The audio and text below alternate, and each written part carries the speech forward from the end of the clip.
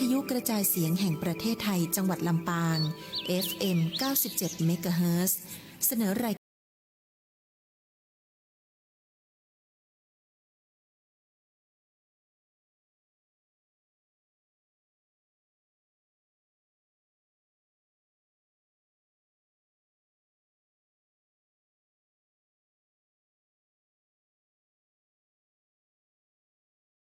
ปานาติปาตาเวรมณี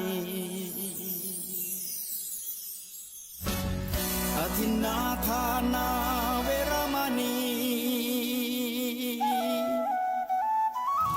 กาเมมุสาสุราเม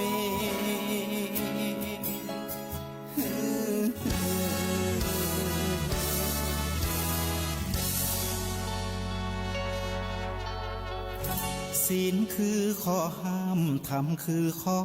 ให้พุทธองค์ตรัสไว้ชี้ทางใจให้ภาคเพียรเบญจศีลเบญจธรรมท่องจำสมัยเราเป็นนักเรี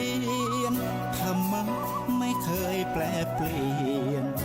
แต่เรายังจำได้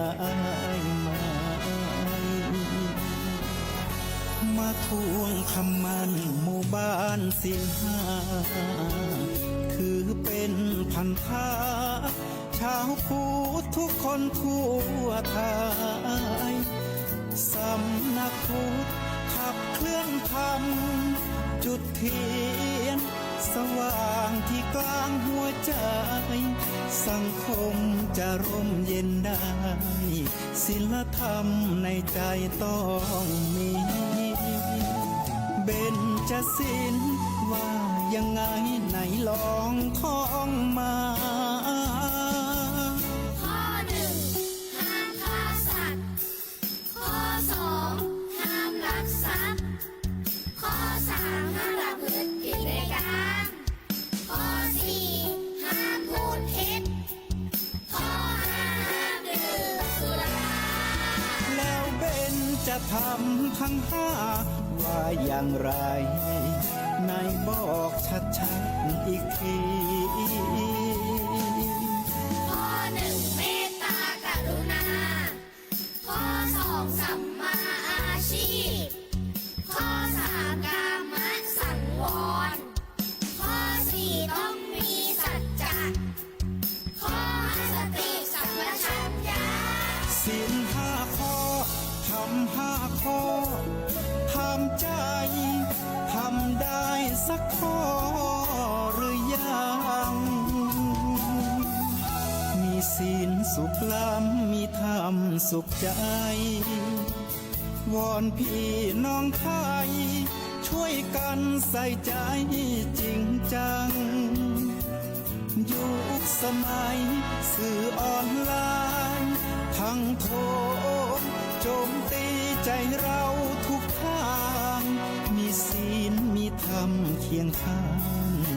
ชีวิตพบทางสุขใจ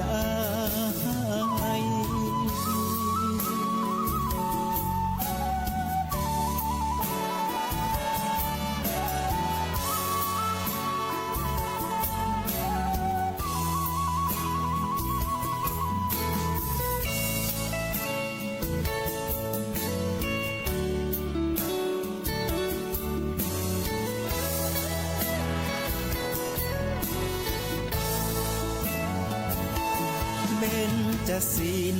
ว่ายังไงไหนลองท่องมาข้อหนึ่งห้ามฆ่าสัตว์ข้อสองห้ามลักทรัพย์ข้อสามห้ามประพฤติผิดในกามข้อสี่ห้ามพูดเท็จข้อห้าห้ามดื่มสุราแล้วเบญจะทำทั้งห้าว่าอย่างไรนายบอกชัดๆอีกทีข้อหนึ่งเมตตากรุณาข้อสองสัมมาอาชีพข้อสามกามสังวรข้อสี่ต้องมีสัจจะข้อห้า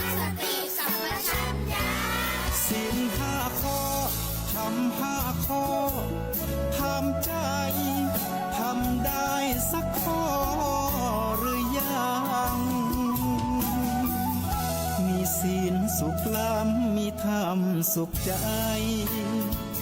วอนพี่น้องไทย ช่วยกันใส่ใจจริงจัง ยุคสมัยสื่อออนไลน์ทั้งโทษโจมตีใจเราทุกทาง มีศีลมีธรรมเคียงข้าง ชีวิตพบทางสุขใจ มีศีลมีธรรมเคียงข้าง ชีวิตสมปรารถนา ทุกหมู่บ้านรักษาศีลห้าสังคมน่าอยู่อย่างยืน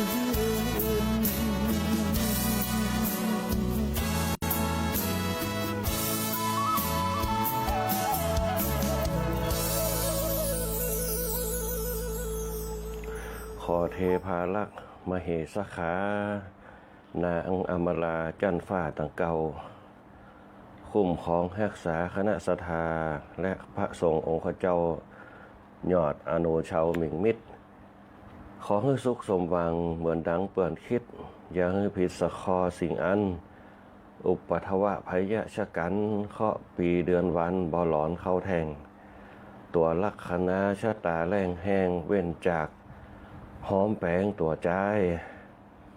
กันว่าควันนายผากห่างเทท่อง จุงปิกสู่ห้องกายาย้ำเมื่อพลาดพลั้งสลังลาสานะตกตามมาคาต่างเตียวไก่ลงในคงคาทาราหนุ่มไตขวัญมาคืนไว้ยาจ้า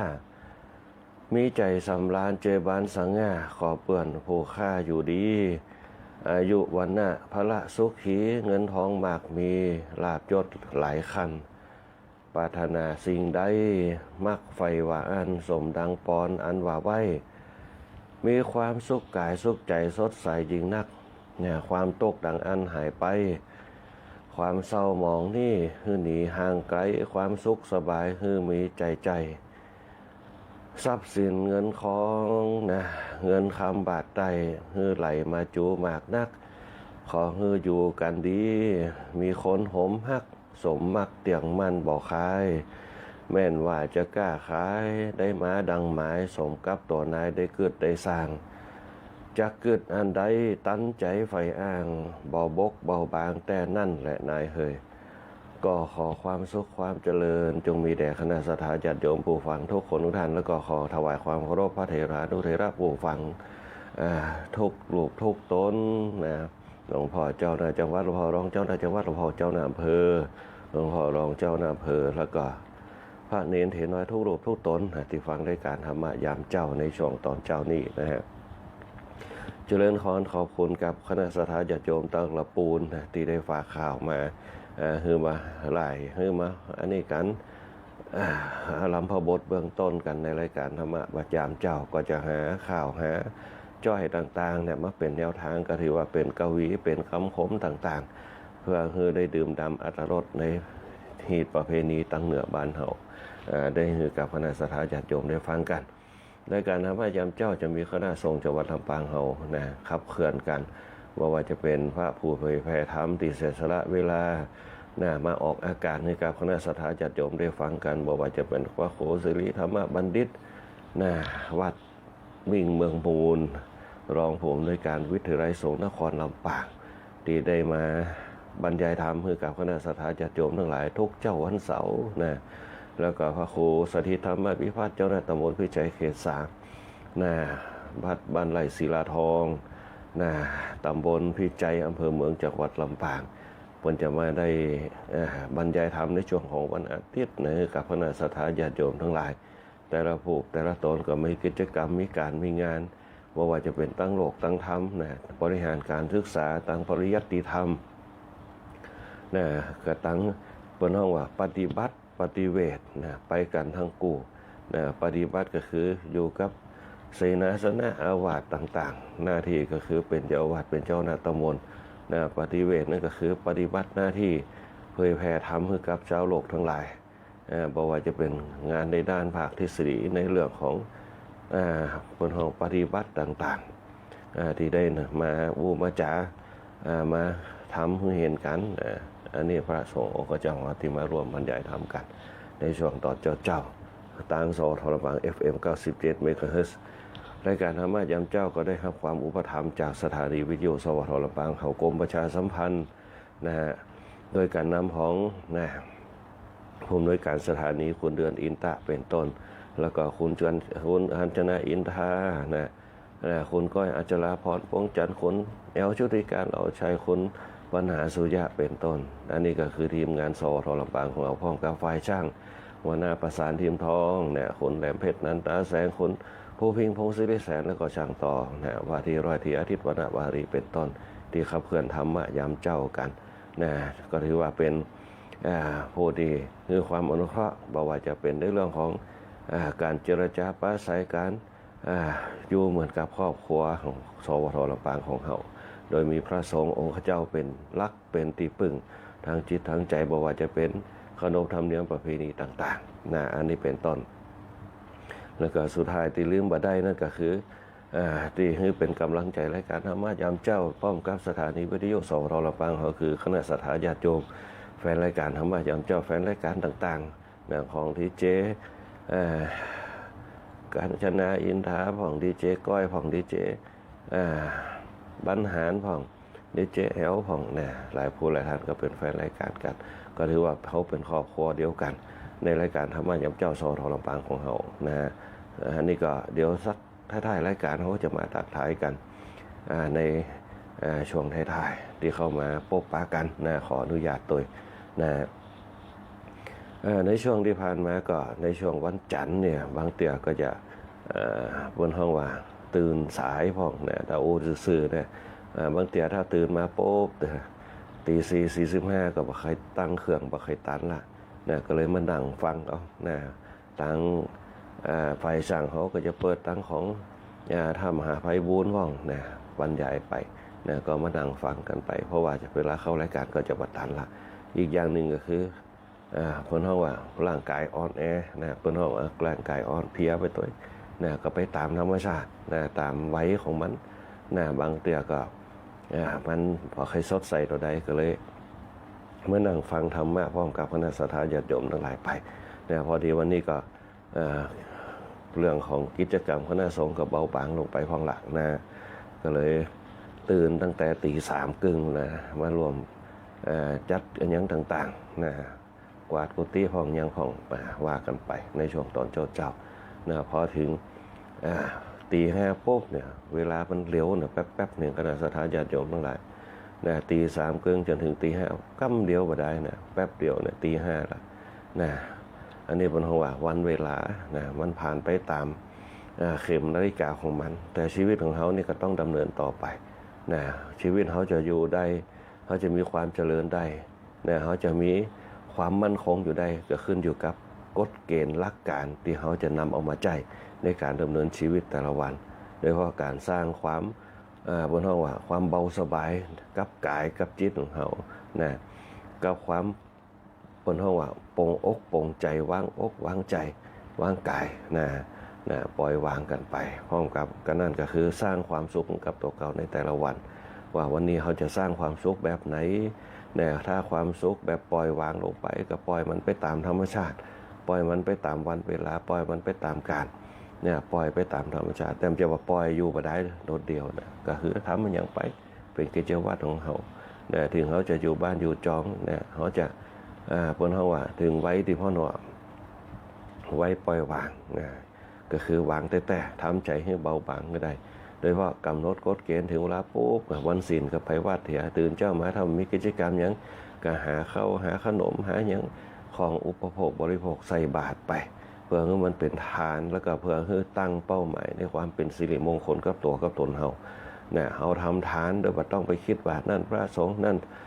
คนเจ้าบ้านอันนั้นสัตว์เดรัจฉานต่างๆถ้าทำเป็นทานปุ๊บคือมันเป็นทานเพื่อที่ให้ปล่อยวางคือได้ทานคือการให้การปล่อยวางถ้าเขาฮือไปปล่อยไปวางไป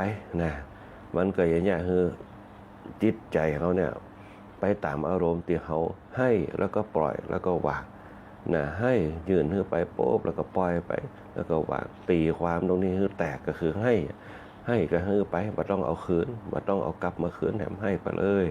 นะปล่อยไปเลยนะบ่กึดบ่หยังกับมันละปล่อยไปละวางเพราะจะได้ก็แล้วแต่นะอันนั้นคือให้ปล่อยวางนั่นแหละคือคำว่าจุดสตาร์ทคือฐานนะเป้าหมายก็คือปล่อยวางโปร่งใจเบาบางนะถ้าให้ปล่อยวางได้ปุ๊บเนี่ยมันจะรู้จักเบาสบายบ่ต้องไปติดขัดนะเวลาเราหื้อฐานปุ๊บเราบ่ต้องไปติดบ่ว่าจะเป็นข้าวบ่เป็นเจนน้ำโภชนาอาหารเสื้อผ้า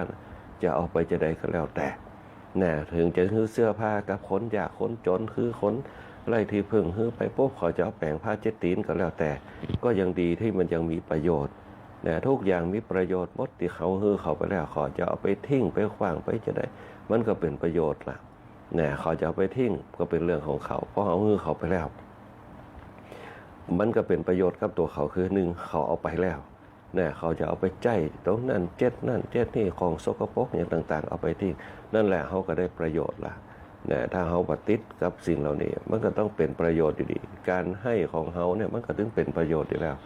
นะเปิ้นเขาว่าการสร้างประโยชน์การสร้างความดีที่ของมือไปก็คือการให้นะการปล่อยการวางมันเป็น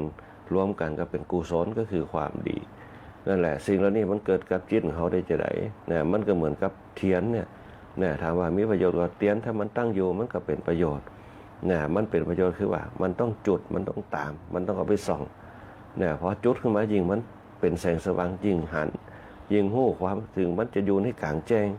มันก็หู้ว่านั่นเทียนแสงมันออกมาคือความสวยงามนะยิ่งอยู่ในตีมืดปุ๊บมันมีทั้งแจ้งมันสวยงามแล้วก็มันจะส่องตีมืดถึงเห็นคือสว่างได้นั่นแหละคือทุกอย่างมันเป็นประโยชน์หมดถ้าเราเกิดในทางที่มันเป็นประโยชน์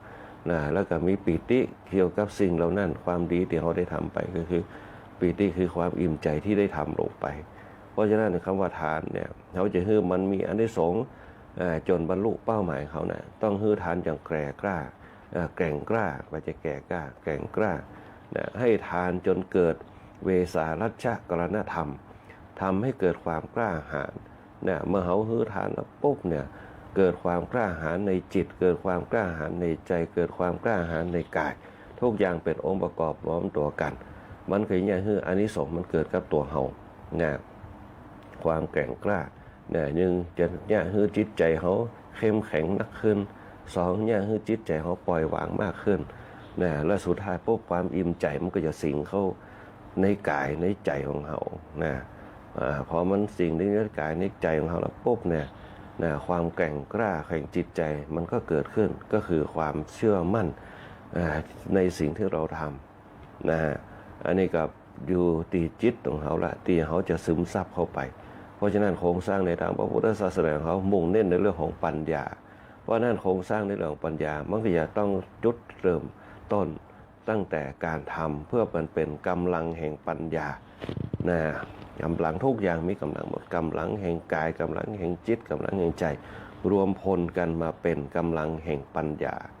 นะบนของกำลังพ้นก็คือกำลังพละห้านั่นแหละนะเพราะฉะนั้นเนี่ยกำลังเขาจะต้องมีสิ่งที่จะเสริมกำลังเขา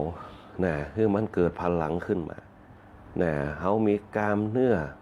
นะเขามาจากอย่างมาจากการกินที่มันเสริมอย่างเขามีกล้ามเนื้อที่แข็งแกร่งพลังแห่งกล้ามเนื้อเนี่ยเขาจะยกขึ้นมาได้กับอยู่ต่อเมื่อจิตเขาสั่งการเนี่ยถ้าจิตเขาดีเขาก็สั่งการเนี่ยคือมันดีขึ้นมามันเหมือนกับรถแมคโครนะถามว่ารถแมคโครเนี่ยมันอยู่บ่ได้มันก็ขยับขยื่นบ่ได้ นะรถแมคโครก็จะต้องมีคนครับมันก็จะต้องมีน้ำมันนะมันจะต้องถึงจะขับเคลื่อนเครื่องจักรได้นะชีวิตคนเขาก็เหมือนเดียวกันนะไม่จิตเป็นตัวเป็นหัวกระตุ้นนะเป็นตัวกระตุ้นตัวขับเคลื่อนนะมีหัวใจมีห้องเครื่องในร่างกายอวัยวะต่างๆเนี่ยเป็นเครื่องจักรที่คอยจะตอบสนองเนี่ยทำงานนะเนี่ยเกิดพลังในกายในทั้งเลือดทั้งอย่างต่างๆนะรวมตัวรวมพลกันเป็นหนึ่งเดียวทำให้เกิดพลังนะพลังปุ้มจะยกแขนขึ้นข้างหนึ่งเอาไปยกของนักได้เนี่ยจิตถ้าเข้มแข็งเกิดความศรัทธาความเชื่อมั่นมันก็ยกได้แต่ถ้ากำลังเขาไปถึงเขาจะหู้ว่ามันยกไปได้เพราะอย่าง เพราะหนึ่งจิตเขาหูระว่ามันหนักเกินไปนะอันนี้คือจุดสตาร์ทหรือว่าจุดเริ่มต้นเนี่ยเป้าหมายคือปัญญานั่นแหละถ้าเขามีพลังแห่งการสะสมเอาไว้ปุ๊บมันจะเกิดพลังแห่งปัญญาอย่างน้อยก็คือยามเป็นละอ่อนก็มีแห่งฮึดนะยามเป็นคนใหญ่ก็คือมีแห่งอดทนนะยามเท่าแก่มากับแห่งความเพียรพยายามนะอันนี้ก็คือการสร้างพลังกายพลังใจในการต่อสู้สิ่งต่างๆแต่ธรรมะเนี่ยก็จะเป็นเครื่องเตือนสติเฮาบ่ฮือเฮาประมาทบ่ฮือเฮาบกพร่องบ่ฮือเฮาย่อท้อบ่ฮือเฮาท้อถอยนะปัญญาจะเตือนเฮาอยู่ตลอดห้ามท้อถอยนะท้อถอยปุ๊บเฮาก็จะพ่ายแพ้ไปเพราะฉะนั้นปัญญาจะเป็นเซ็นเซอร์ในการที่เขาจะต้องฝ่าฟันอุปสรรคต่างๆในการดำเนินชีวิตไปแต่สิ่งที่สำคัญที่สุดคือเขาจะต้องพยายามสร้างสรรค์เอาไว้1ศีล2ทาน3ภาวนาศีลคือ1สำรวมให้ได้สำรวมคือหยังรวบรวมจิตรวบรวมใจให้เป็นหนึ่งเดียวให้ได้ทานคือหยังก็คือทานคือพยายามนะบนห้องว่าใจกว้างคือใดปล่อยวางคือได้ใจกว้างนะปัญหาเนี่ยมันต้องไปคิดว่าปัญหามันใหญ่โตมากมายมันอยู่ที่ปัญญาของเขาปัญหามันเกิดมาจากหยังคนหลอกของมันนะทานคือพยายามใจกว้างๆเพื่อจะรองรับสิ่งต่างๆที่มันจะเกิดปัญหาขึ้นมานะสุดท้ายคือเขาใจความเฉลียวฉลาดของเขานี่แหละแก้ปัญหาตรงนั้นก็คือภาวนาก็คือความตื่นความรู้ความเบิกบานต่างๆนั่นแหละทั้ง3โครงสร้างเนี่ยมันจะเป็นพลังขับเคลื่อนเนี่ยคือการดำเนินชีวิตเขามุ่งไปสู่เป้าหมายอย่างชัดเจนไม่วอกแวกไม่หวั่นไหวเนี่ยเปิ้นจึงมีขั้นตอนของการทำงานหรือว่าขั้นตอนการดำเนินชีวิตคือศีลทานภาวนาเป็นภาษาธรรมะ2ศีลสมาธิปัญญาในการหู้ทฤษฎีแล้วก็ภาคปฏิบัติต่างๆแล้วก็สุดท้ายคือนั่นแหละคือความเรียนเป็นปลายของมันก็คือสมถะวิปัสสนาการทำให้แจ้งซึ่งทุกสิ่งทุกอย่างเห็นไปตามสภาพเห็นไปตามปัจจัยในการดำเนินชีวิตเฮาคณะสัตยาญาติโยมทั้งหลายเพราะฉะนั้นโครงสร้างที่อาตมาได้อู้ไปเนี่ยมันจะเป็นโครงสร้างพื้นฐานในการดำเนินชีวิตเฮาอย่างคือเกิดเป้าหมายทุกอย่างที่เขาจะทำขึ้นมาอย่างคือสิ่งต่างๆเนี่ยประสบผลสำเร็จอย่างคือสิ่งต่างๆที่เขาดำเนินไปเนี่ยราบรื่นเพราะเขาจะต้องไปพร้อมกันในการดำเนินชีวิตแต่ละวันคือการสร้างพลังภายในสร้างพลังภายนอกเพื่อให้เกิดปัญญาเป็นตัวนำพาสิ่งต่างๆเพราะฉะนั้นเนี่ยมันจะเกี่ยวเนื่องกันบอกว่าจะเป็นพละ5อินทรีย์5เวสารัชชกรณธรรม5อย่างคือเกิดความเชื่อมั่นอย่างเกิดระเบียบอย่างเกิดบนห้องว่าการรวบรวมพละกำลังของเขาการรวบรวมพละกำลังเขาที่เขาจะฮึดสู้นะคือพื้นฐานก็มาจากศีลที่เป็นพลังแห่งศีลรวบรวมพละกำลังไปถ้าคนเขามารวบรวมสังเกตพอไงเวลาเขาสูดลมหายใจเข้าไปลึกๆถามว่าสูดลมหายใจออกไปเนี่ยกายเขาจะบดิ้นกันมันจะขยับไปพอเขาสูดลมหายใจลึกปุ๊บมันจะแย่คือตัวเขายืดขึ้นมายิ่งมันสุดๆต่อได้ปุ๊บเนี่ยมันก็จะสุดๆขึ้นไปสุดๆขึ้นไปปุ๊บนั่นแหละคือการสำรวมคือการรวบรวม ที่มันเป็นระเบียบเป็นระบบขึ้นมาพอมันเป็นระเบียบเป็นระบบขึ้นมาปุ๊บมันก็จะรู้จักว่านี่แหละสิ่งที่เขาผ่อนคลายมาจากการเรียนรู้ต่างๆตั้งแต่เริ่มต้นมาตั้งแต่รวบรวมตั้งแต่ความเชื่อมั่นรวบรวมต่างๆมันก็ฝึกให้เขาเป็นจิตเป็นนิสัยขึ้นมาสุดท้ายแล้วปุ๊บเนี่ยมันพยายามทำมันก็อยู่คงสภาพของมันเหมือนกับเขาตื่นเจ้ามาปุ๊บล้างหน้าแปรงฟันแล้วก็ไปทำงานมีความเพียรในสิ่งเหล่านี้มันก็จะกำจัดชำระสิ่งต่างๆที่มันแย่เขาขี้เกียจหายไปเพราะมันทำแบบนี้มาเป็นประจำจนเริ่มไปว่าถามว่ามันเป็นปัญหาก็มันก็เป็นปัญหาเขาอยากสบายพอมันจัดระเบียบมีความพยายามมากขึ้นเขาก็ไปทำมันตื่นเช้ามากัดล้างหน้าแปรงฟันเป็นแย่คำแจ้งถึงเวลาก็กลับบ้านถึงเวลาก็เจ้ามากับไปถึงเวลาก็กินข้าวถึงเวลาก็ทำงานถามว่าบางคนบ่นก็บ่นเหนื่อยแต่จะได้เขาก็ต้องหาเพราะเงินตัวนี้เป็นเป้าหมายในการครองชีพเขาอาศัยความภาคเพียรแหละบางกรณีอย่างเขาลืมสิ่งเรานั่นไปทำงานปุ๊บบวกกับความอดทนขึ้นมาทุกวันบอกความอดทนขึ้นมาแต่เขาจะลืมปัญญาปัญญาเนี่ยส่วนมากเขาจะลืมกัน ที่เปิ้นเฮาว่าลืมสตินั่นน่ะแล้วขับรถไปอย่าประมาทขับรถไปทำงานแม่เจ้าแม่จีเนี่ยมันเหงาจังง่วงเหงาดิเนี่ยมีสติอยู่ตลอดเวลาเฮามีความเพียรแต่เฮามีสติพอเฮามีสติปุ๊บมันทำให้พลาดได้ไม่ได้ทำงานก็เหมือนเดียวกันบางคนทำงานเครื่องจักรเครื่องยนต์นี่อย่างใบเลยถึงปัดใส่มือนี่อย่างเนี่ยน้ำห้อนหนึ่งหดใส่มือเพราะเฮาขาดสติบางทีเขาจะยกหม้อขึ้นตั้งเตาพาแลดไปเหียเพราะอย่างเขาเพิ่นเฮาว่าตื่นเจ้ามามันงงเงี่ยบางเตียจะตักน้ำใส่หม้อกับแป๊ดไปเหียเนี่ยบางเตียเขาจะซอยหอมซอยหยังวางใส่ถ้วยกับแป๊ดไปเหียบ่ตรงเป้าเพราะสติมันบ่ตั้งมั่นนะปัญญามันก็เลยเพิ่นเฮาว่าวิเคราะห์ไปผิดพลาดนะตรงนี้เป็นต้นนะเพิ่นเฮาว่าขั้นตอนของการสร้างความแข็งแกร่งสร้างความมั่นคงสร้างความแน่วแน่ในเป้าหมายในการดำเนินชีวิตของเขาแต่ละวันก็คือเวสารัจจกรณธรรม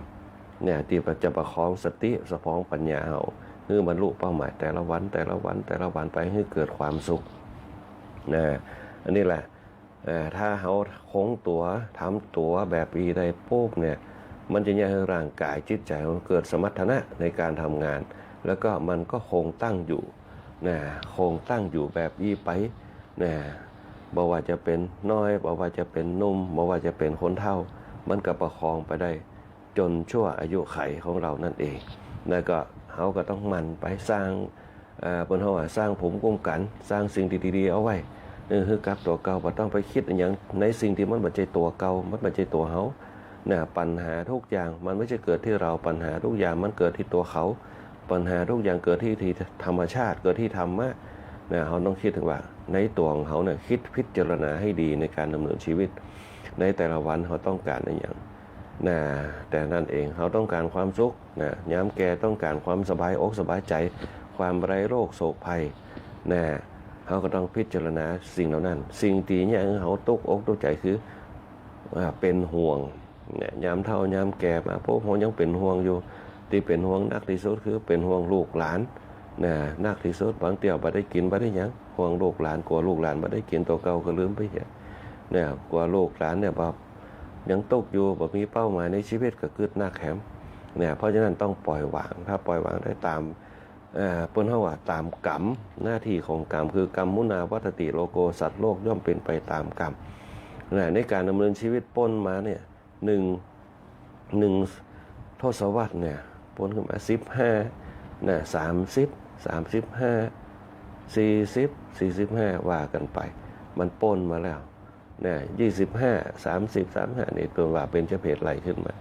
มันปนภาวะของมันไปแล้วปุ๊บเนี่ยมันก็ต้องเริ่มทำใจแล้วเขาบ่สามารถจะรู้ได้ว่าเขาอยู่ด้วยกันไปปุ๊บจะเมินนานสักเท่าใดนั้นขึ้นอยู่กับตามกรรมแล้วก็เขาสามารถจะกำหนดลิขิตชีวิตไผได้ว่าจะต้องอยู่ไปตามนั่นจะต้องอยู่ไปตามนี่มันขึ้นอยู่กับธรรมชาติมันขึ้นอยู่กับกรรมนะถ้าเขาทำกรรมดีมันก็เนี่ยคือเขาบ่ประมาทถ้าเขาสร้างกรรมบ่ดีมันก็เนี่ยเขาประมาทนะเป็นต้นความประมาทน่ะคือความบกพร่องความไม่ประมาทคือความไม่บกพร่องต่อสติบกพร่องต่อปัญญาในการดำเนินชีวิตบางคนไปถนนก็มีอุบัติเหตุบางคนบอกไปถนนอยู่ที่บ้านมันก็มีอุบัติเหตุบางคนมาอย่างสักอย่างมันก็เป็นอุบัติเหตุคืออย่างลมหายใจสะดุดหรือว่าหยุดชั่วขณะนั่นเองเพราะฉะนั้นสิ่งที่สำคัญที่สุดพระพุทธเจ้าจึงบอกว่า1บริหารกายให้ดีบริหารจิตให้ดีจิตเปรียบเสมือนแสงเทียนเนี่ยปัญญาเนี่ยหรือว่าใจเนี่ยเปรียบเสมือนเพิ่นว่าแสงเทียนเนี่ยแสงเทียนสีเทียนที่ออกมา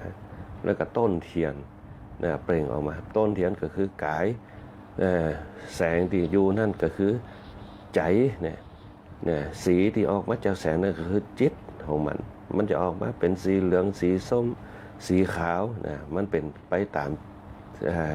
พลังของแสงเนี่ยบางเตียมันอ่อนปุ๊บไส้มันอ่อนมันก็ออกสีแดงสีเหลืองนะพอมันแสงไส้ยาวๆมันออกแดงนะพอมันหนักขึ้นมาไส้มันปุ๊บมันก็ปลายสีขาวๆเนี่ยแสงเทียนเปรียบเสมือนชีวิตของคนเฮาเนี่ยคณะสัตยาญาติโยมทั้งหลายนะเพราะฉะนั้นเฮาบ่สามารถจะฮู้ได้เกิดวันใดวันหนึ่งมาลมพายุมาปุ๊บเตียนตรงนั้นดับไปก็เพราะอุบัติเหตุเนี่ยเพราะฉะนั้นเฮาจะต้องหาวิธีป้องกันให้ได้ในการดำเนินชีวิตเฮา พระพุทธเจ้าจึงบอกว่าเนี่ยปัญญาเนี่ยเกิดมาจากสติเกิดมาจากสัมปชัญญะสติสัมปชัญญะเป็นตัวก่อให้เกิดปัญญาในการนึกถึงในการพิจารณานะสติคือความระลึกได้สัมปชัญญะความรู้ตัวสัมปชัญญะคือกายสติคือจิตนั่นเองนะเพราะฉะนั้นเนี่ยเปิ้นจึงเอาสติเนี่ยเป็นดีจังที่เปิ่งในการดำเนินชีวิตเป็นเป้าหมายในการครองชีวิตเพื่อให้นึกตัวเก่าได้ตลอดเวลาว่าบัดนี้เราทำอะไรที่ไหนเมื่อไรอย่างไรเนี่ยเขาเป็นไผเขาจะไปเกิดว่าโอ้เขาอายุ50-60จะมีพละกำลังเหมือนอ่อนใจมันไปแต่กายมันไปบางคนยกปุ๊บเนี่ยกระดูกหลังกระดูกหลังลั่นปุ๊บเนี่ยบางคนยกอย่างมาได้ตลอดไปเลยเพราะฉะนั้นต้องระมัดระวังเนี่ยเขามาสามารถที่จะก้มและยกของหนักขึ้นมาได้เนี่ยมันเหมือนกับเครนเนี่ยมันเก่าแล้วนะรถเครนที่มันยกของมันเก่าพอยกของนักตอนใหม่ๆเล็กมันแข็งอยู่เหมือนไปเล็กมันเริ่มโกงเลยว่ายกของนะโป๊บมันก็ก้มก๊อกงอกไปเหมือนกับคนเท่าเนี่ยเขาจะไปยกอย่างนักเนี่ยสังเกตพอคนเท่าแกเขาตีหลังโกงเนี่ยขึ้นมาเนี่ยย้ำหนุ่มเนี่ยการนักเนี่ยการนักแบกหามแบกเข้าสารเนี่ยแบกของไปขายกันมาโลนมาโป๊บเนี่ยร่างกายมันก็สดไปตามนั้นกระดูกมันงอลงไปแล้วเนี่ยบางคนกับหลังโกงเหมือนโยมแมวอาตมาภาพยังถึงหลังโกงเพราะย้ำหนุ่มย้ำสาวเนี่ยเปิ่นแบกเข้าสารแบกเข้าเปลือกกันเนี่ยแบกคนปนห้องว่าคนสมัยก่อนแบกตุกจะไปไหนโป๊บต้องหาบน้ำหาบไม่การหาบน้ำคู่นะหาบบุ้งเข้าบุ้งหยังจะวานเข้าเอาใส่บุ้งนะหาบแล้วก็วานหาบแล้วก็วานมีบุ้งอยู่ทั้งหน้าทั้งหลังทุกอย่างใจแห้งหมดเพราะว่าจะเป็นแม่หญิงพอใจในยุคสมัยแต่ก่อนเนี่ยเปิ้นจึงบอกว่าหลังสู้ฟ้าหน้าสู้ดินเนี่ยเราแก่ตัวมาปุ๊บเนี่ยเปิ้นก็หลังโกงเปิ้นแต่ถามว่าเปิ้นหลังโกงเปิ้นตุกก็เปิ้นตุกเปิ้นบ่ม่วนก็เปิ้นบ่ม่วนแต่เปิ้นทำใจได้ว่ามันไปตามสังขารของมันนะไปตามสังขารของมันนะเพราะฉะนั้นเนี่ยเขาจะไปท้อแท้กับสังขารนะคนที่ตุกกว่าเขามีแหมนักนะสังขารนี่แหละเพราะนั้นเนี่ยสร้างสิ่งดีๆเป็นกำลังใจให้เขาแต่ละวันไปสร้างสิ่งดีๆให้เป็นกำลังใจของเราแต่ละวันไปแล้วก็สร้างเป้าหมายสิ่งดีๆแต่ละวันให้กับตัวเขาได้เหมือนกับสุภาพบุรุษทั้งหลายเนี่ยแมลงมา5 โมงแลงโป๊บก็นั่งซุ้มกันละนั่นแหละคือสร้างแต่ว่ามันเป็นอบายมุขถือว่ามันจะเป็นเพื่อนเขารางวัลแห่งชีวิตก็ตามเนี่ยอย่างน้อยคือวันเนี่ยมันมีเป้าหมายชีวิตแต่เขาเปลี่ยนจากสิ่งนั้นไปเปลี่ยนสร้างความดีสร้างความสุขวันนี้เขาจะทำอย่างเกิดความสุขนะวันนี้เนี่ยเขาจะทำอย่างที่มันมีความสุขที่สุดคือเขามาเอาความทุกข์สิ่งต่างๆเข้ามาเป็นปัญหาให้เรื่องสภาพจิตเขาเนี่ยจะขายจะกล้าจะขายเนี่ยให้มีความสุขเนี่ยจะโอ้กับใครก็ให้มีความสุขบ่ให้มีเรื่องเครียดเพราะจะแวะโอ้เรื่องเครียดปุ๊บก็วกไปเรื่องที่หัวเราะคบขันกันเนี่ยสร้างความสุขออกไปแต่ละวันอยู่ด้วยกันกินหอมตอมม่วนกันโอ้ด้วยกันนี่เรื่องที่สร้างสรรค์เนี่ยพยายามโอ้ที่เรื่องที่สร้างสรรค์กันขึ้นมาเนี่ยมันก็จะเกิด เป็นเพราะว่าสิ่งที่มันดีๆขึ้นในสังคมนั้นคณะสัตยาธิโยมทั้งหลายนี่แหละคือการสร้างพลังจิตของตัวเก่าเนี่ยคือชีวิตเขาเนี่ยมีความยั่งยืนในการดำเนินชีวิตแล้วก็มีความสุขนี่แหละคือโครงสร้างบนห้องเวสารัชกรณธรรมทำให้เกิดความกล้าหาญมันเคยเนี่ยคือเขาเกิดข้อคิดต่างๆขึ้นมาเนี่ยเมื่อมีความกล้าหาญเกิดขึ้นปุ๊บเนี่ยพระพุทธเจ้าบอกว่าพยายามสร้างความกล้าหาญตรงนั้นเพื่อจุดมุ่งหมายแต่ละวันคนไหนที่มั่นคงในความคิดในจิตต่างๆเพราะว่าเริ่มมีฐานที่มั่นก็คือสติครองสติได้ทำไปแต่ละวันแต่เขาโมโหละวันนั่นคือรักธรรมมันเกิดขึ้นมาเหมือนกับหมู่เฮาทั้งหลายทำงานอยู่บางคนทำเปิดร้านขายกับข้าวถ่ายข้าวแกงกับนั่นจนตั้งแต่เป็นหนุ่มขึ้นมาจนย้ำเท่าขายก๋วยเตี๋ยวเปิดตั้งแต่ย้ำหนุ่มขึ้นมาขายพักในการก็ขายตั้งแต่ย้ำสาวย้ำหนุ่มย้ำสาวขึ้นมาจนเท่าเพราะสติคือความระลึกได้ตั้งมั่นอยู่ตรงนั้นตลอดในการทำงานมีความตั้งมั่นตรงนั้นให้เกิดให้เกิดกิจกรรมขึ้นมาที่เราทำอยู่เขาสามารถทำตรงนั้นได้ลองสังเกตพอ พอเขาเปลี่ยนงานมาได้ปุ๊บเนี่ยมันเปิดกลับเริ่มต้นใหม่ทันทีเนี่ยเพราะฉะนั้นเนี่ยเป็นห้องว่าสติปัฏฐานมันอยู่ในตัวเขาอยู่แล้วเพียงแต่ว่าเขาบ่ฮู้ตัวไปได้เนี่ยสติปัฏฐานคือฐานที่มั่นแห่งสติก็คือหนึ่งฮู้จักว่าเขาทำมันหยังคือกายฮู้จักว่าปัญหามันเกิดจากการกระทำน่ะมันเกิดมาจากหยังการใช้จ่ายการลงทุนเนี่ยเขาฮู้ละเขาจะฮู้หมดในเรื่องกิจกรรมตรงนั้นนะเพราะฉะนั้นเนี่ยตั้งมั่นทำในสิ่งนั้นให้เกิดเป้าหมายในแต่ละวันวันนี้เขาได้แต่วันนี้เขาได้200เนี่ยว่าเป็นเนี่ยมันต้องไปเดือดร้อนมันดีกว่าไปได้อย่างสักอย่างเนี่ยวันบางทีอาจจะได้50 บาทเนี่ยกระจังมันปล่อยมันเนี่ยเขาบ่ต้องไปดิ้นกับมันเนี่ยพอถึงเวลาปุ๊บเนี่ยสิ่งที่เขาเนี่ยเป็นห้องว่ายิ่งกึดนักมันก็จะเป็นตุกเพิ่มขึ้นมาปล่อยมันไปตามธรรมชาติเขาไม่สามารถจะบังคับได้สิ่งที่สำคัญคือบริหารจิตของตัวเก่าให้ดีนะไม่ได้เล่ก็ต้องด้วยกลไม่ได้ด้วยมนต์ก็ด้วยคาถานะบริหารจิตตัวเก่าดีถ้าบริจิตดีปุ๊บมีทุนรอนอยู่มีพลังจิตดีปุ๊บเนี่ยเขาก็หาสิ่งที่มันเป็นสิริมงคลมาเสริมมาช่วยบอกว่าจะเป็นเอาสิ่งที่มันเป็นสิริมงคลแต่สังเกตพอในร้านบางร้านเพิ่งเอานางกวักมาใส่พ่องนะเอาผ้ามหากระจายไปใส่พ่องเอาผ้าศิวลีไปตั้งพ่องเอาเสด็จปล.5ไปตั้งพ่องเขาก็อยากตั้งจิตของเขาภาวนาจิตของเขานะเอาคาถามหาลาภเข้าใส่พ่องนะใส่เข้าไปนะบอกว่าจะเป็นคาถาพระศิวนะชาลีติก็ได้เนี่ยชาลีติเอตัมมังคละมุตตมันติเนี่ย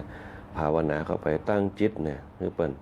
นะส่งเสริมเนี่ยให้เกิดความเมตตาความกรุณามุทิตาอุเบกขาเนี่ยให้เกิดฐานะบารมีเกิดเทือนอีนาทานังทุกขังโลเกก็จะเกิดขึ้นกับตัวเรานะอันนี้ก็คือบริหารกายตัวบริหารจิตตัวนะไปพร้อมกันได้พลังจิตกับพลังกายไปรวมกันในการสิ่งที่สำคัญคือการทำงานต้องยิ้มแย้มแจ่มใสหน้าตาสดชื่นทำให้เกิดปีติให้ได้นะปีติเนี่ยจะเนี่ยให้คนเขาเนี่ยมีเสน่ห์เนี่ยคนเขาถ้ามีปีติอยู่ในตัวหน้าตาสดใสจิตใจเบิกบานปีติมันเกิด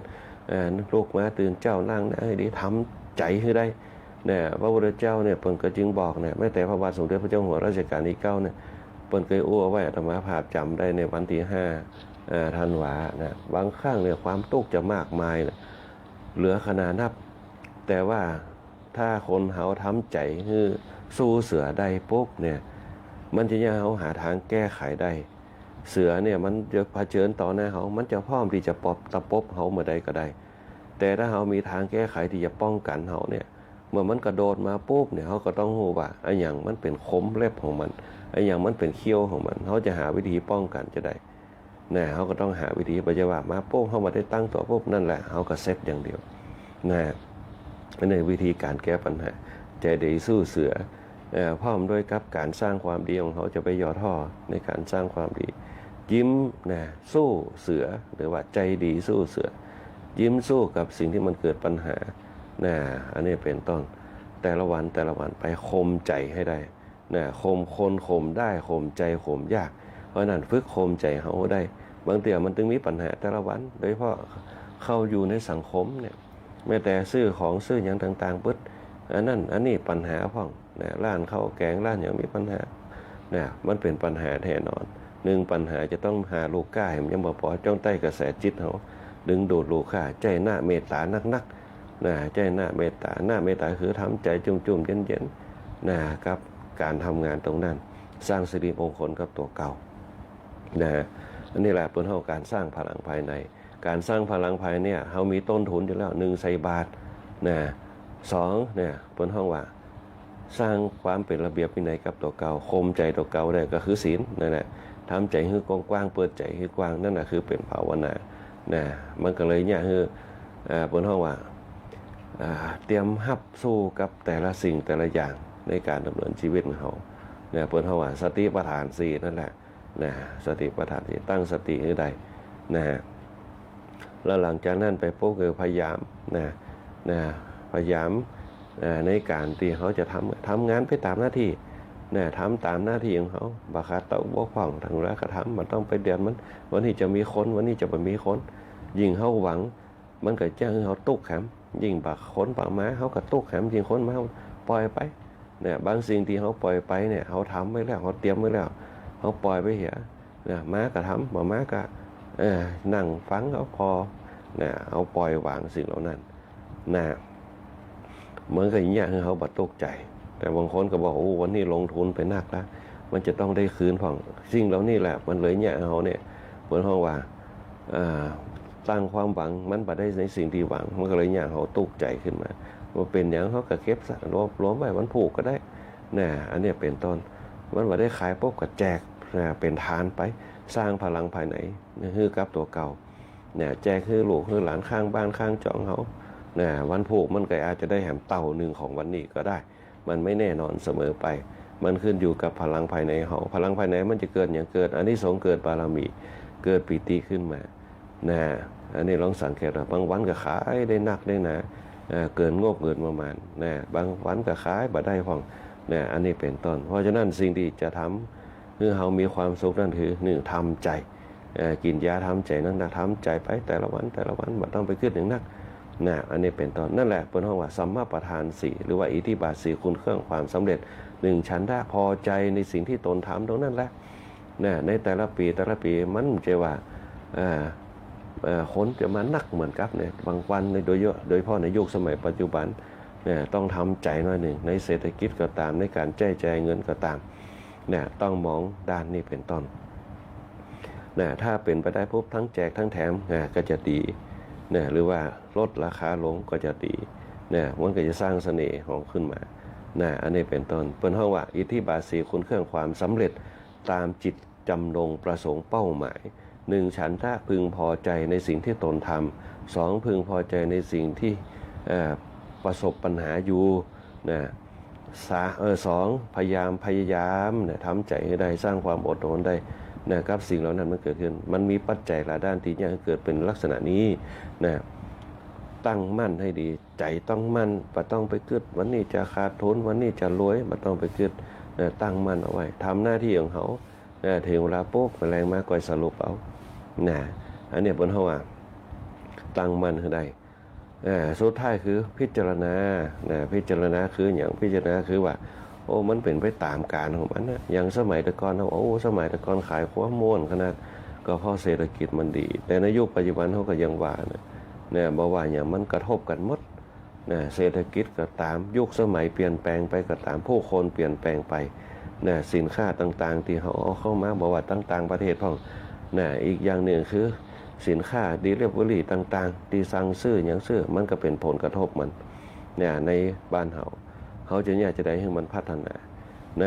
อันนี้สำคัญที่สุดเนี่ยเขาต้องเกิดให้ดีโดยเฉพาะคนขายครัวตังการมัวบ้านเขาเนี่ยต้องเกิดให้ดีหนึ่งเนี่ยเป็นห้องเมตตาใจรักผมวิหารธรรมสีหนึ่งความฮักต่อการการจาการกินการอย่างบริการเนี่ยสำคัญที่สุดเลยบริการมาในร้านน้ำเย็นพ่องยังพ่องเป็นต้นแจกแถมยังพ่องว่ากันไปนี่เป็นต้นเนี่ยเมตตากันฮักกันมีความเอ็นดูกันอันนี้ไปเนี่ยมันอันเนี้ยเป็นห้องว่ารักความการสร้างเสน่ห์เมตตากรุณามุทิตาคือประปุ๊บมีความยินดีกันมีความยินดีซึ่งกันและกันสุดท้ายปุ๊บทำใจจุ่มไว้บางเตี่ยมันอาจจะเขาเนี่ยเขากึดนักอันนั้นไปจะได้นี่อันนี้ไปจะได้นี่สร้างผมวิหารธรรมสี่เอาไว้คือกับตัวเก่าพอวิหารธรรมสี่มันเกิดขึ้นมาปุ๊บเนี่ยสิ่งเหล่านี้แหละมันก็จะเป็นบารมีเขาเมตตาบารมีกรุณาบารมีมุทิตาบารมีอุเบกขาบารมีก็จะเกิดกับตัวเขาเกิดขึ้นแบบไหนเกิดขึ้นกับเพื่อนห้องว่าในจิตของเขานั่นเองมันก็ย่อมเกิดผลตรงนั้นถามว่าเขาหู้ก็เขาไม่สามารถจะหู้ได้แต่มันจะต่อผลกับเขาขึ้นมาก็คือวันไหนเป็นวันของเราวันนั้นนั่นแหละเขาจะหู้เองอันนี้เป็นตอนเพราะฉะนั้นสร้างไปเพื่อนเขาว่าคุณเครื่องความสำเร็จมันมีอยู่แล้วมันจ้องอยู่แล้วแต่เขาจะไปเกิดมันทำไปตามหน้าที่แต่ละวันทุกอย่างมันจะสำเร็จครับเขาอยู่แล้วบางทีเขาไปท่อถอยเหียมันก็เลยขาดเขื่อนไปเหมือนกับคนซื้อเลขรถตัวเก่ายิ้มใจซับทุกส่วนเล่นแสเล่นหวยบางคนซื้อเลขรถมาปุ๊บพอลากไปปุ๊บออกเหียความจริงอุเบกขามันจะไม่ทำไปมันมีผลของธรรมชาติเกิดขึ้นมาแล้ว บางคนละไปปุ๊บเนี่ยเป็นต้นละไปปุ๊บจับจังหวะพอดีนะอันนี้ก็คือทำไปอย่าไปย่อท้อคำว่าทานเนี่ยทำไปนะทานกับสุนัขกับนกก็ได้ใส่บาตรใส่หยังใส่เข้าพระพุทธใส่เข้าพระเจ้าเนี่ยที่เขาทำไปทำทานไปนั่นเป็นทานหมดเลยนะทานกับพระสงฆ์นึกถึงอริยสงฆ์ในพุทธกาลอริยสงฆ์ในพุทธกาลเขาทำได้ก่อนถ้าเขาทำได้ปุ๊บนั่นแหละคือเราปล่อยวางได้ในเรื่องความเป็นสงฆ์เนี่ยสมมติสงฆ์ก็คือชาวบ้านธรรมดาที่อุปโลกมาเป็นพระสงฆ์ก็คือสวดจตุธรรมกรรมวาจาเป็นพระสงฆ์ขึ้นมาสมมุติสงฆ์เนี่ยเขาจะเอาว่าเอาเป๊ะเหมือนกับนั่งในวิหารนั่นมาได้เนี่ยเหมือนเดียวกันสมมุติสงฆ์เนี่ยเขาต้องตั้งขึ้นได้นั่นแหละสมมุติสงฆ์เนี่ย4 ส่วนเนี่ยจะมีอยู่1 ส่วนเนี่ยก็คือตัวเขานั่นเองทั้ง3 ส่วนก็เป็นสงฆ์อยู่ดีผ้าเหลืองก้าเครื่องหมายต่างๆก้ากิจวัตรประจำวันเปิ้นก้าเนี่ยแหมส่วนหนึ่งอีก1 ส่วนคือเป็นมนุษย์เหมือนกับคนเฮาเนี่ยมีความอยากเป็นธรรมดามีตัณหาเป็นธรรมดาไม่ใช่อริยสงฆ์เนี่ยไม่ใช่พุทธสาวกเนี่ยตัดกิเลสทั้งหลายอย่างแนบสนิทได้นะฮะและนี่แหละคือผลของว่านะถ้าเขาสามารถทำได้ปุ๊บเนี่ยสิ่งที่มันจะสำเร็จตามพระประสงค์จำนงหมายมันก็จะเกิดขึ้นนะกับตัวเขาเองนะเขาทำไปตามนั่นตามเป้าหมายเขาตามหลักการของเขานะและหนทางแล้วก็เป้าหมายมันก็จะเกิดขึ้นตามมาเองเหมือนกับมรรค8นะเหมือนกับมรรค8เป็นเป้าหมายทุกอย่างที่เขาทำมันจะมีเป้าหมายหมดยกเว้นว่าเขาหยุดกลางคันเนี่ยพอเขาตั้งเป้าหมายแล้วว่าเขาจะเดินทางไปกรุงเทพถ้าเขาไปถึงกรุงเทพก็มีปัญหาตามเป้าหมายตามมรรคนะตามมรรคตามหนทางเนี่ยแต่เขาไปมาถึงปุ๊บเขากลับมาเหี้ยมันก็ว่าได้ถึงเป้าหมายเพราะนั่นเนี่ยคณะสัตยาญาติโยมหลายนะการดำเนินชีวิตของแต่ละคนเนี่ยเพิ่นบอกว่าต้องมีพื้นฐานแห่งความหนักแน่นโดยเฉพาะในเรื่องของสร้างพลังภายนอกพลังภายในพลังภายนอกคือกายพลังภายในคือใจของเขาเนี่ยสร้างให้มันมั่นคงถาวรให้ได้แล้วก็แนบแน่นให้ได้นะมันจะเกิดเป้าหมายหลายๆสิ่งหลายอย่างตามมาตามที่เขาปรารถนาตามที่เขาคิดนะเอาไว้แล้วก็มันจะเป็นพฤติกรรมในการทำสิ่งต่างๆนะคือสำเร็จลุล่วงไปโดยดีตามหลักการตรงนี้นะฮะนี่แหละคือโครงสร้างที่ได้อู้กันไปนะบอกว่าจะเป็นนะพละ5อินทรีย์5แล้วก็เวสารัชกรณธรรมที่เกิดขึ้นมานะมันก็จะเกิดนะการทำการเนี่ยอย่างต่างๆสำเร็จลุล่วงไปตามเป้าหมายของเขานั่นเองนะหลักการตรงนั้น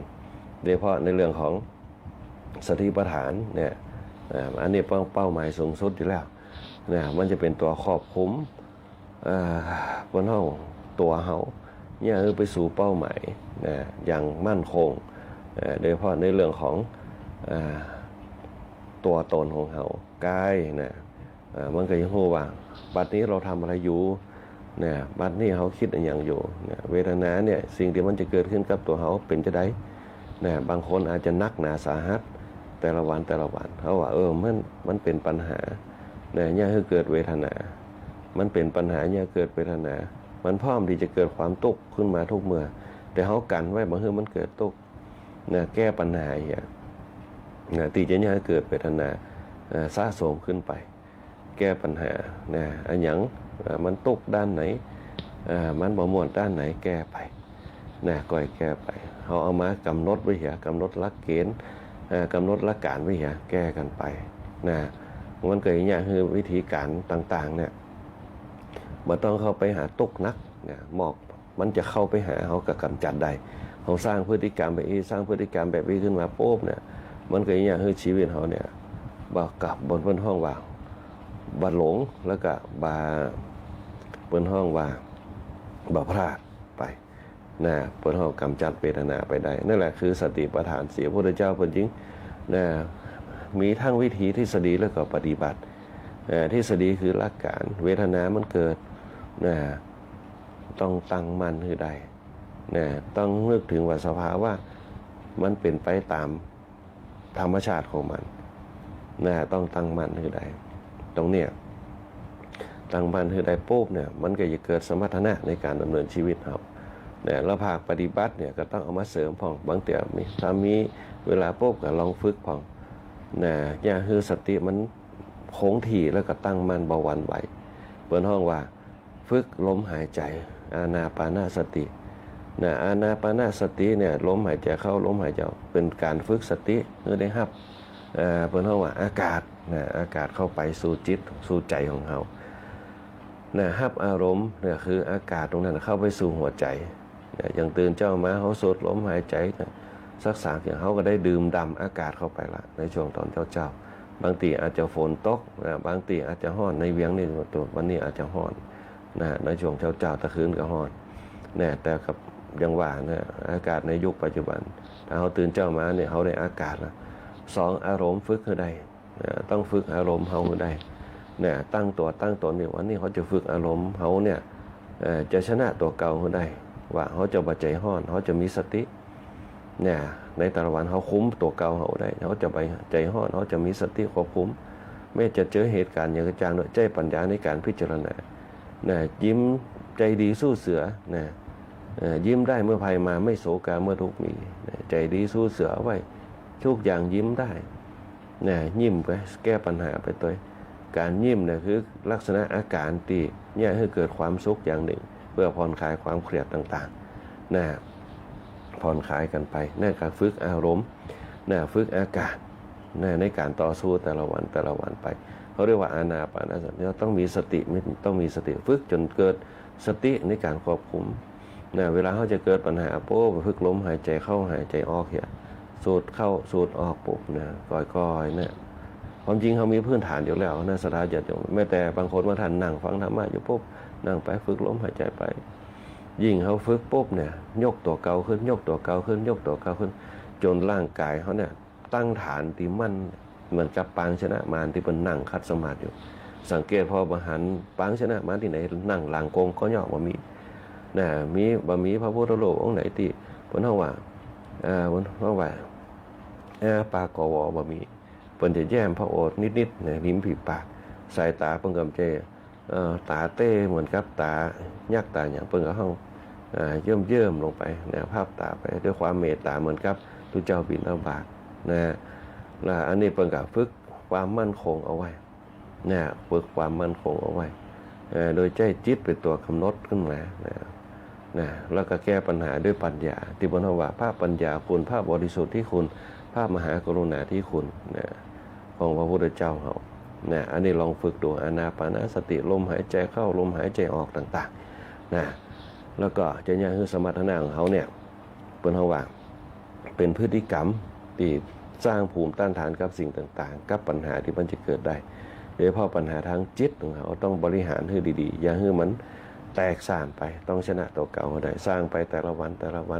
ไปใส่ความเมตตาไป